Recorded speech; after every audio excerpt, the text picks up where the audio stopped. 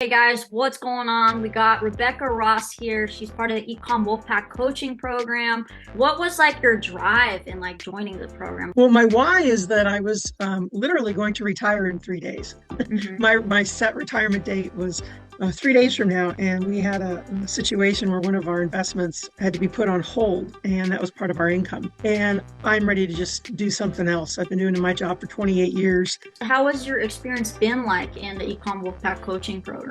It's been really, really great. It's informative. You know, your team is fantastic. They're knowledgeable, they're approachable, they're inspiring. They motivate you. What was the Mhm. you feel like you're enjoying the most and you're benefiting from the most? I'm a little bit older probably than most of the folks that are doing this, but I'm learning a lot about computers and Google. I'm enjoying the fact that it's not as scary as I thought it would be. It is scary because it's something I've never done before, but I've just enjoyed that. I've learned a lot. I'm getting there. Like I know every day is one day closer to the next sale and one day closer to that opportunity to meet more people.